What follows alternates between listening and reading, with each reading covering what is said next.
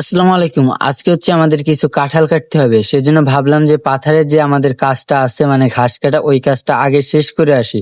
সেজন্য চলে গেলাম পাথারে ঘাস কাটার জন্য।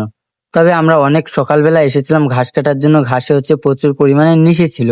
নিশি থাকার কারণে ঘাস কাটার ক্ষেত্রে অনেক সমস্যা হয়। যাই হোক আলহামদুলিল্লাহ ঘাসের জমিতে পৌঁছানোর পরে আমরা আমাদের পর্যাপ্ত পরিমাণ ঘাস কাটতে পেরেছি।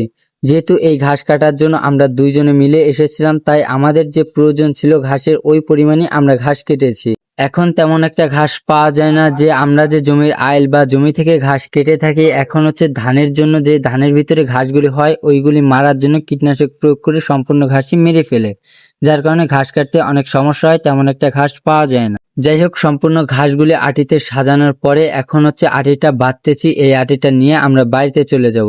তবে আটি সাজানোর ক্ষেত্রে আমাদের একটা বিষয় লক্ষ্য রাখতে হয়েছে, ঘাস যেহেতু অনেক ছোট ছোট তাই খুব সাবধানে আটিটা সাজাতে হবে। ঘাস নিয়ে বাড়িতে আসার পরে এখন হচ্ছে গরুর ঘরের মধ্যে আমাদের কিছু কাজ আছে, মানে গোবর উঠানো।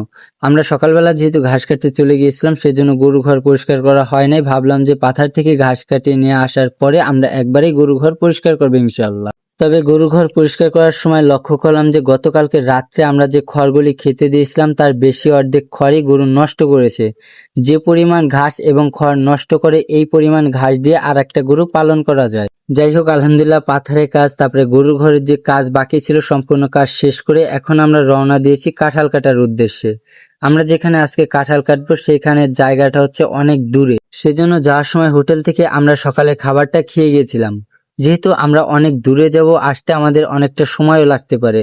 যাই হোক আলহামদুলিল্লাহ এখন হচ্ছে আমরা কাঁঠাল গাছের গোড়ায় পৌঁছে গেছি। এই যে কাঁঠালগুলি দেখতে পাচ্ছেন এই কাঁঠালগুলি আমরা কাটবো ইনশাল্লাহ। কাঁঠাল গাছের গোড়ায় পৌঁছানোর পরে দেখলাম গাছে একটা মধুর চাক হয়েছে। ওই চাকটা সরানোর পরেই মূলত আমরা আমাদের এই কাঁঠালগুলি কাটতে পেরেছি। তো যাই হোক আলহামদুলিল্লাহ সম্পূর্ণ কাঁঠাল আমাদের কাটা শেষ। এখন হচ্ছে ভ্যান লোড করে আমাদের বাড়িতে নিয়ে যেতে হবে। তবে গত কয়েকদিন আগে এইখানেই এই কাঁঠাল গাছের সাথে আমরা একটা আমড়া গাছ থেকে অল্প কিছু আমরা পেরে নিয়ে গেছিলাম, বাকি আমরা গাছে রেখে দিয়েছিলাম, ওই আমড়াগুলো পেরে নিয়ে এসেছি। আমাদের জন্য সবাই দোয়া করবেন। আসসালামু আলাইকুম রহমতুল্লাহ।